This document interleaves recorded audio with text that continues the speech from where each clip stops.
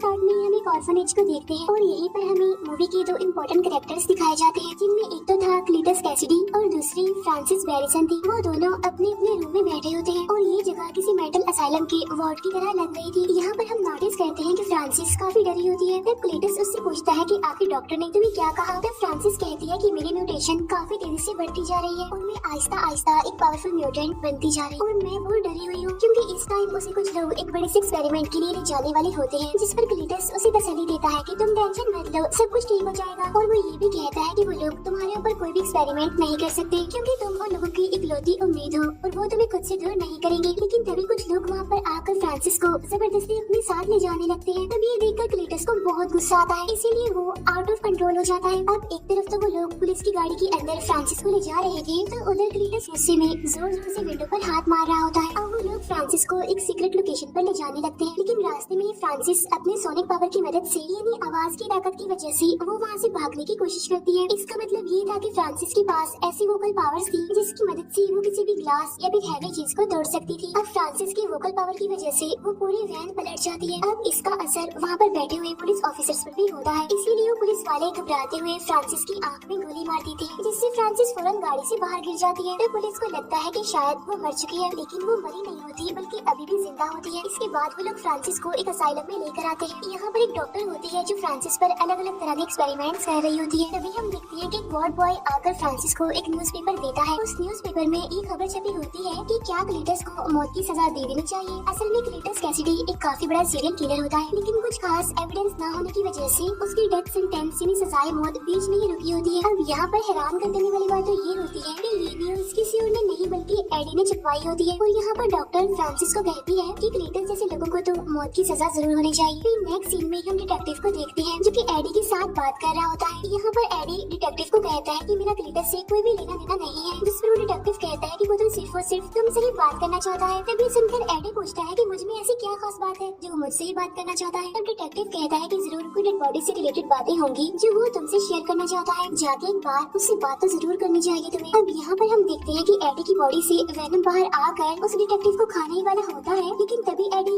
Venom को रोक लेता है। इसके बाद वो दोनों यानी एडी और वेनम वॉशरूम में चले जाते हैं, जहाँ अंदर जाकर ये दोनों बातें करने लगते हैं। तभी वहाँ बैठी एक लेडी और डिटेक्टिव इनकी बातें सुन रही थी। इन बातों में वेनम एडी को कहता है कि हमें सिटी के अंदर जाकर सिटी को प्रोटेक्ट करना चाहिए और यहाँ पर हम लोग बैठकर सिर्फ और सिर्फ बातें कर रहे हैं। अब यहाँ पर अगर देखा जाए तो वेनम एडी की इंसल्ट कर रहा होता है और साथ साथ उसे चिढ़ाता भी है, जिस पर एडी उसे कहता है कि वेनम तुम्हें मेरी रिस्पेक्ट करनी चाहिए, मैं तुम्हारा होस्ट हूँ, तो कम से कम इस बात की तो इज्जत रख लो। इसके फौरन बाद एडी यानी वेनम क्लीटस से मिलने के लिए एग्री हो जाता है। इसके बाद एडी क्लीटस से मिलने के लिए एक जेल में आता है। अब यहाँ पर उन दोनों के बीच बातें होने लगती है। यहाँ पर एडी क्लीटस से पूछता है कि आखिर तुम्हें मुझसे क्या चाहिए, तुमने मुझे यहाँ पर क्यों बुलवाया है। तब क्लीटस कहता है कि तुम्हें मेरे फैंस के लिए एक न्यूज को प्रिंट करना होगा और इसके बदले में मैं तुम्हें एक एक्सक्लूसिव इंटरव्यू दूंगा और इस इंटरव्यू में मैं तुम्हें अपने सारे सीक्रेट्स बता दूंगा कि आखिर मैंने जितने भी मर्डर्स किए हैं उनके पीछे क्या राज है और वो डेड बॉडीज कहाँ पर हैं। तब एडी उससे पूछता है कि आखिर इस पूरे काम के लिए तुमने मुझे ही क्यों चुना। तब जवाब में क्लीटस उससे कहता है बिकॉज आई लाइक यू। अब यहाँ पर क्लीटस एडी को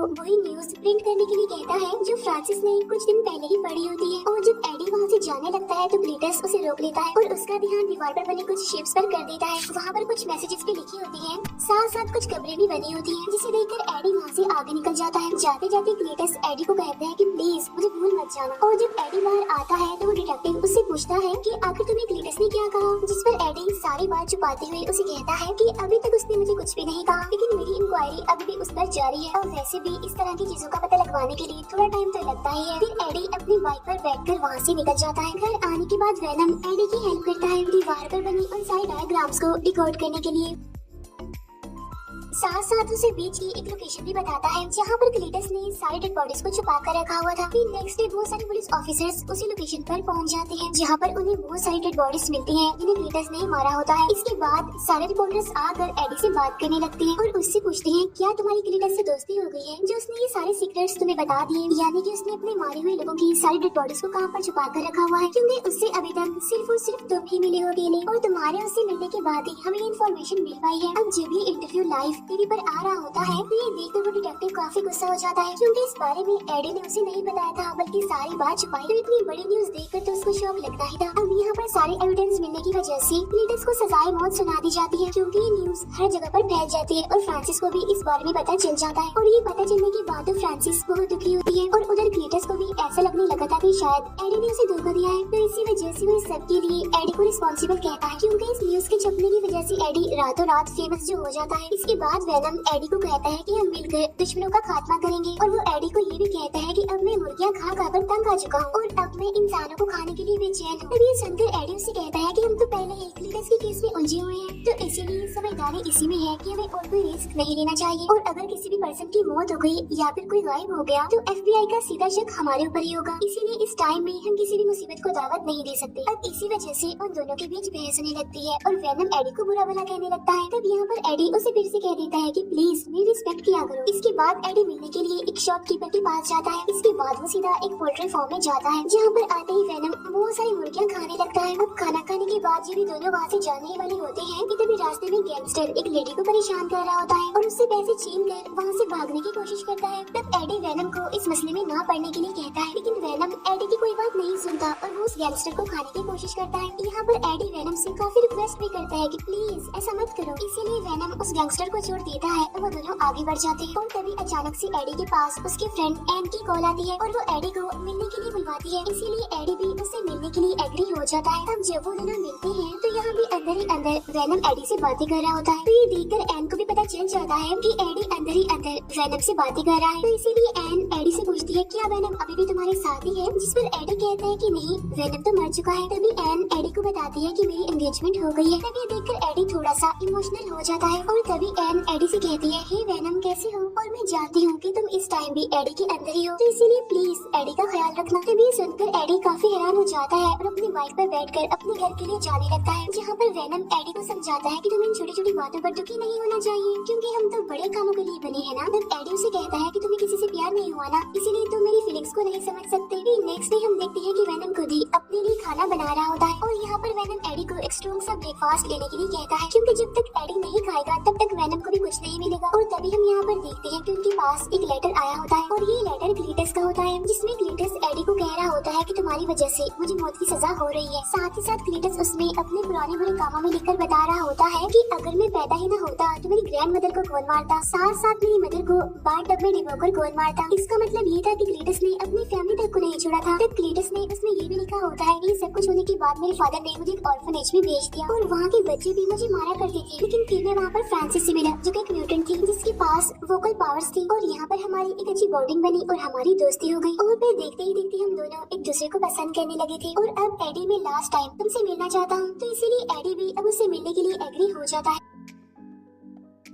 इसके बाद भी हम देखते हैं कि एडी उससे मिलने के लिए जेल में जाता है जहाँ पर क्लीटस एडी को बताता है कि मैं हमेशा से एक फैमिली के लिए तरसता रहा, जिस पर एडी कहता है कि हाँ अपनी ग्रैंड मदर और अपनी माँ को मारने के बाद ऐसा तो होना ही था। यहाँ पर क्लीटस उससे कहता है कि अगर मुझे मौत की सजा हो गई तो मेरी मौत के रिस्पॉन्सिबल कोई और नहीं बल्कि तुम होगे। साथ साथ वो एडी को ये भी कहता है कि एडी तुम इंसानियत पर एक धब्बा हो। असल में ये क्लीटस की एक चाल होती है क्योंकि वो एडी को गुस्सा दिलाने की कोशिश कर रहा था और यही वजह होती है कि वेनम को भी उस पर गुस्सा आने लगता है। इसीलिए वो एडी के पेट से निकल कर क्लीटस को मारने लगता है। लेकिन अब क्योंकि क्लीटस काफी चालाक होता है इसीलिए उसके हाथ को पकड़कर उस पर बाइट कर लेता है। लेकिन तभी वहाँ पर गार्ड आकर उनकी लड़ाई छुड़वा देता है। इसके बाद जब एडी वहाँ से जाने लगता है तो क्लीटस उससे कहता है कि खून का टेस्ट मैंने पहले भी किया है लेकिन तुम्हारा खून तो बिल्कुल अलग है। अब तभी हम देखते हैं कि जब क्लीटस ने एडी को काटा था तो उसके सिम्बियोट का थोड़ा सा पार्ट क्लीटस के अंदर ही रह जाता है। इसके बाद हम देखते हैं कि जब एडी अपने घर पहुँच जाता है तो वेनम उससे माफी मांगता है कि मुझे ऐसा नहीं करना चाहिए था, जहाँ पर एडी उसे समझाता है कि तुम्हारा खुद पर कंट्रोल होना चाहिए और अगर तुमने क्लीटस को मार दिया होता तो उसकी मौत का सीधा इल्जाम मेरे ऊपर ही आता जिसकी वजह से बहुत बड़ा मसला बन सकता था। अब यहाँ पर उन दोनों के बीच एक बार फिर से बहस हो जाती है और वो दोनों एक दूसरे को बुरा भला कहने लगते हैं। एक बोलता है कि मैं तुम्हें झेल रहा हूँ तो दूसरा बोलता है कि मैं तुम्हें बेयर कर रहा हूँ। तब यहाँ पर वेनम एडी को कहता है कि तुम एक लूजर थे, मैंने आकर तुम्हें बचाया, तुम एक नई पहचान दी और जब से क्लीटस का केस तुम्हारे पास आया है तुम तो फेमस हो गई। तब ये सुनकर एडी को काफी गुस्सा आ जाता है और वो वेनम को वहाँ से जाने के लिए कहता है। इसी वजह से वेनम को भी काफी गुस्सा आ जाता है और वो घर में तबाही तबाही मचा देता है। और फाइनली यहाँ पर वेनम एडी की बॉडी को छोड़कर वहाँ से निकल जाता है। वहाँ से जाते जाते वो एडी की बाइक को भी तोड़ देता है। नेक्स्ट सीन में हम क्लीटस को देखते हैं जिसे डेथ सेंटेंस सीधी सजाए मौत सुना दी गई थी। और जब वो लोग उसे इंजेक्शन लगाकर मारने ही वाले होते हैं, लेकिन तभी उस इंजेक्शन और बॉडी में होने वाली रिएक्शन की वजह से वो छोटा सा सिम्बियोट का टुकड़ा क्लीटस की बॉडी से कनेक्ट कर जाता है, जिसकी वजह से आहिस्ता आहिस्ता नया सिम्बियोट पैदा होता है और वो होता है दी कार्नेज। अब देखते ही देखते कार्नेज अपने फुल फॉर्म में आ जाता है, जिसे देखकर वो सारे लोग काफी डर जाते हैं और वहाँ से चिल्लाते हुए भागने की कोशिश करते हैं। यहाँ पर हम देखते हैं कि कार्नेज दिखने में काफी बड़ा, काफी भयानक और बहुत ज्यादा पावरफुल है। इसके बाद कार्नेज देखते ही देखते सारे पुलिस ऑफिसर्स को खा लेता है और कैदियों को वहाँ से छुड़ाकर निकाल देता है। नेक्स्ट सीन में हम देखते हैं एडी को जो टीवी देख रहा था और वहाँ पर उसे पता चलता है कि क्लीटस जेल से एस्केप कर गया है। तब इस वजह से एडी काफी हैरान और काफी परेशान हो जाता है और तभी वहाँ पर एडी से मिलने के लिए वो डिटेक्टिव आता है और वो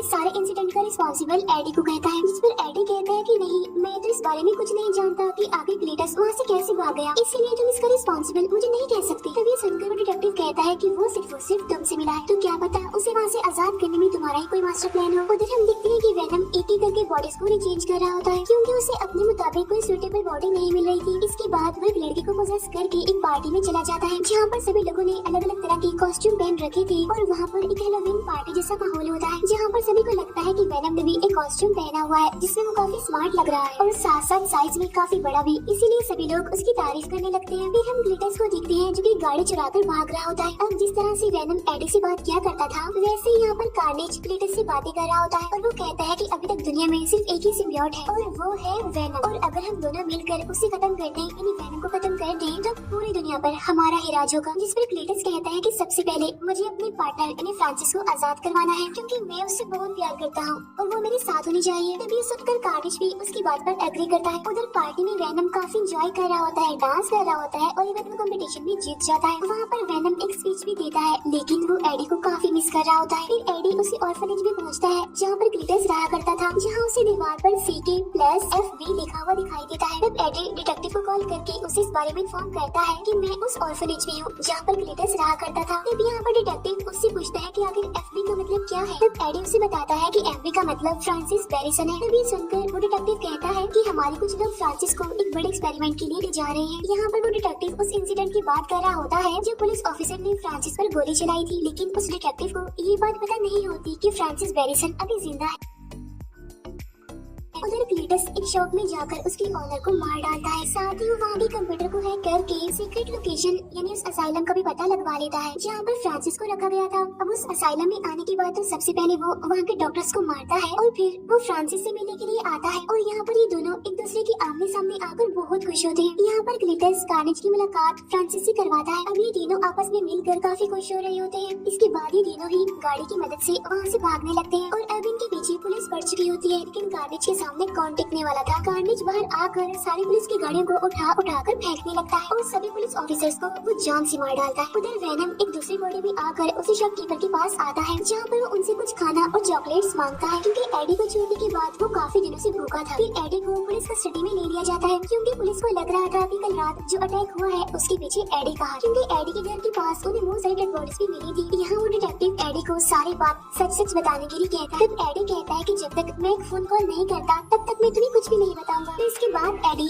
एन को कॉल करता है। तब उसकी बात सुनकर एन उस डॉक्टर के साथ बैठकर एडी से मिलने आ जाती है। तब उससे मिलने के बाद एडी एन से कहता है कि सिटी में जो भी हादसे हो रहे हैं उसके पीछे क्लीटस का हाथ है क्योंकि एक अननोन पावर जो सब पर अटैक कर रही है उसने एक नई सिम्बियोट को पैदा कर दिया है। एडी यहाँ पर ये भी बताता है कि अब मैं और वेनम एक साथ नहीं है, तो इसीलिए एन प्लीज तुम जाओ और वेनम को ढूंढो क्योंकि एक वेनम ही है जो कार्नेज को हरा सकता है। अब क्योंकि एन जानती थी कि वो शॉपकीपर वेनम के बारे में जानती है तो इसीलिए वो सीधा वहाँ पर जाती है और उनसे पूछती है क्या आपने वेनम को देखा है कि वेनम तो उस शॉपकीपर की बॉडी के अंदर ही छुपा होता है। और वो एन को कहता है कि इस टाइम मैं एडी से बहुत नाराज हूँ। तब यहाँ पर एन वेनम से रिक्वेस्ट करती है कि एडी को तुम्हारी मदद की जरूरत है, जाओ और उसकी हेल्प करो। तब ये सुनने के बाद वेनम फाइनली एडी से मिलने के लिए एग्री हो जाता है। उधर क्लीटस और फ्रांसिस पूरे शहर में तबाही मचाते हुए घूम रहे होते हैं जहाँ क्लीटस की बॉडी से निकलकर कार्नेज कहता है कि मेरा अगला शिकार वेनम है यानी कि एडी। इसके बाद हम देखते हैं कि वेनम यानी कि एन वेनम एडी से मिलने आए होते हैं। इसके बाद ये तीनों किसी तरह करके वहाँ से भाग जाते हैं, जहाँ रास्ते में वेनम एडी को उसे माफी मांगने के लिए कहता है। तो इसीलिए यहाँ पर एडी फाइनली वेनम से माफी मांग लेता है। उधर वो डिटेक्टिव कहीं पर जा रहा होता है, लेकिन उसे रास्ते में क्लीटस मिल जाता है, इसीलिए वो गाड़ी से उतरकर सीधा क्लीटस पर शूट कर देता है। लेकिन तभी उसकी बॉडी से कार्नेज बाहर आकर उस डिटेक्टिव को पकड़ लेता है। इसके बाद जब फ्रांसिस एडी के घर पहुँचती है तो उसे वहाँ पर एन की रखी हुई रिंग मिलती है और तब वो उसे लेकर वहाँ से जाने लगती है। लेकिन वहाँ से जाने से पहले उसे एन की पिक्चर भी मिल जाती है, जिसकी मदद से वो सीधा आकर एन को पकड़ लेती है और फिर वो एन को कहती है कि हमारी शादी में जरूर आना। इसके बाद डॉक्टर एडी को कॉल करके कहता है कि यहाँ पर कुछ लोग आकर एन को ले जा चुके हैं। इसके बाद हम देखते हैं कि क्लीटस और फ्रांसिस दोनों शादी कर रहे होते हैं। अब यहाँ पर वो डिटेक्टिव भी होता है जिसे थोड़ी देर पहले इन्होंने प्रिजनर बनाया था। अब यहाँ एक तरफ तो उनकी शादी हो रही होती है, तो तभी वहाँ पर वेनम यानी एडी भी पहुँच जाता है। अब उसे वहाँ पर देखकर जैसे क्लीटस की बॉडी से कार्नेज निकल कर बाहर आता है तो उसे देखकर वेनम डर जाता है और वापिस से एडी की बॉडी के अंदर घुस जाता है। तब यहाँ पर एडी वेनम से पूछता है कि आपकी प्रॉब्लम क्या है, तुम बाहर क्यों नहीं आ रही? तो वेनम उसे कहता है कि ये तो देख कार्नेज है, ये बहुत ज्यादा चालाक, तेज और पावरफुल होते हैं। तो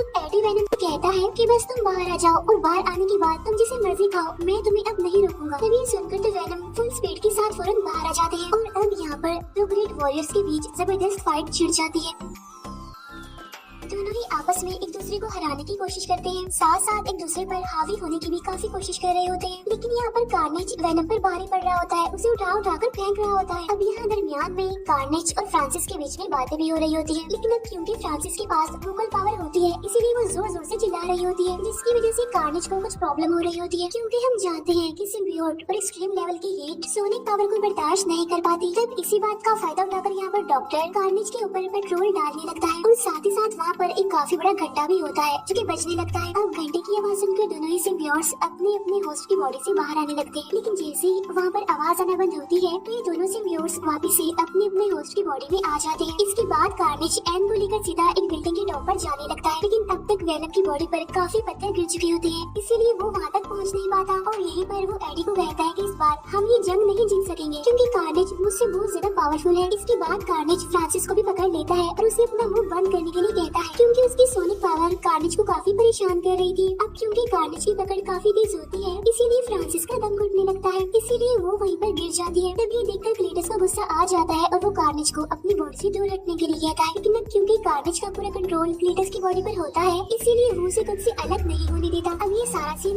वेनम भी देख रहा होता है, इसीलिए वो एडी को कहता है कि देखो कार्नेज का कंट्रोल क्लीटस की बॉडी पर नहीं है। तब ये सुनकर एडी कहता है कि हाँ, सिर्फ तुम और मैं ही एक परफेक्ट मैच है और भला हम दोनों के अलावा कोई और परफेक्ट मैच हो सकता है। जिसे सुनकर वेनम को और ज्यादा जोश आ जाता है जीतने का, इसीलिए वो कार्नेज को चैलेंज कर देता है। इसीलिए अब ये दोनों ही काफी ऊंचाई पर पहुंच जाते हैं। अब एक तरफ तो कार्नेज के हाथ में एन होती है तो दूसरी तरफ वेनम के हाथ में एक रॉड होता है, जिससे वो सीधा कार्नेज के सर में घुसा देता है, जिसकी वजह से एन सीधा जमीन पर गिरने लगती है। लेकिन बिल्कुल ठीक टाइम पर आकर वेनम उसे बचा लेता है। लेकिन इतनी ही देर में कार्नेज भी वहाँ पर पहुँच जाता है और वो अपनी स्पाइक्स को उसके अंदर घुसा रहा होता है। अब यहाँ दोनों सिम्बियोट्स एक दूसरे से बातें कर रहे होते हैं और कह रहे होते हैं कि हम दोनों में से किसी एक को तो मरना ही है। और यहाँ पर वेनम कार्नेज को इस मूवी का बेस्ट डायलॉग भी मारता है, Venom let there be Carnage. लेकिन तब तक वहाँ पर फ्रांसिस भी जाग जाती है, तो इसीलिए वेनम उसे सोनिक साउंड निकालने के लिए कहता है। लेकिन तभी कार्नेज वहाँ पर आकर उसे जोर से धक्का दे देता है और इसी वजह से नीचे गिरते वक्त फ्रांसिस वहाँ पर जोर से चिल्लाने लगती है। तो इसीलिए सोनिक पावर की वजह से वहाँ की सारी दीवारें टूटने लगती है और साथ ही इतनी जोरदार आवाज की वजह से दोनों ही सिम्बियोट अपने अपने होस्ट की बॉडी से अलग हो जाते हैं। लेकिन तभी वहाँ पर वो बड़ा सा घंटा नीचे आकर गिरने लगता है, लेकिन उसके नीचे फ्रांसिस लेटी होती है। लेकिन तभी वेनम वहाँ पर एक बार फिर से आकर एडी, एन, उस डॉक्टर और फ्रांसिस को बचा लेता है। यहाँ पर क्लीटस की बॉडी से कार्नेज पूरी तरह से अलग हो चुका था और यहाँ पर कार्नेज दोबारा से आकर क्लीटस की बॉडी से मिलने की कोशिश करता है, लेकिन तब तक वेनम वहाँ पर आकर उसे खा लेता है। इसके बाद वेनम वहाँ पर आकर क्लीटस को पकड़ लेता है। इसके बाद वेनम क्लीटस को भी जान से मार डालता है और इतनी ही देर में वहाँ पर पुलिस भी आ जाती है और फाइनली सारे खतरे भी टल जाते हैं। इसके बाद एडी उस डॉक्टर को कहता है कि तुम एन को अपने साथ ले जाओ, लेकिन यहाँ पर हम देखते हैं कि इस हादसे में वो डिटेक्टिव बच गया होता है। इसके बाद हम देखते हैं कि वेनम और एडी एक किनारे के पास बैठे होते हैं, लेकिन इसके बाद सीन शिफ्ट होकर एक रूम पर आता है जहाँ पर एडी बेड पर सो रहा होता है। तो वेनम उससे पूछता है क्या हम दोनों को एक दूसरे से कुछ सीक्रेट्स छुपाने चाहिए। तब एडी कहता है कि हर चीज का एक पास्ट होता है। तो वेनम उससे कहता है कि मैं तुम्हें कुछ बताना चाहता हूँ, लेकिन अगर मैं तुम्हें बताऊंगा तो तुम्हारा दिमाग फट जाएगा। लेकिन ऐसी बहुत सारी बातें हैं जो मैं जानता हूँ और तुम्हें बताना भी चाहता हूँ, लेकिन वो सारी बातें बहुत ज्यादा कॉम्प्लिकेटेड है। तब यहाँ पर एडी को लगता है कि शायद वो अपने सिम्बियोट के बारे में उसे बताएगा, लेकिन तभी वहाँ पर टीवी फ्लिकर करने लगता है और आसपास की सारी चीजें बदलने लगती है। अब यहाँ पर एडी को ऐसा लगता है कि शायद ये सब कुछ वेनम कर रहा है। तभी सुनकर वेनम कहता है कि नहीं, ये सारी चीजें मैं खुद नहीं कर रहा हूँ। लेकिन तभी हम देखते हैं कि सामने से एक गोल्डन कलर की लाइट चमकने लगती है। इसके बाद हम देखते हैं कि वेनम स्पाइडरमैन के यूनिवर्स में पहुँच गए हैं। यानी इसका मतलब ये है कि वेनम भी अब स्पाइडरमैन के यूनिवर्स का हिस्सा बन गए हैं। अब इसी सस्पेंस के साथ ये मूवी यहीं पर एंड हो जाती है।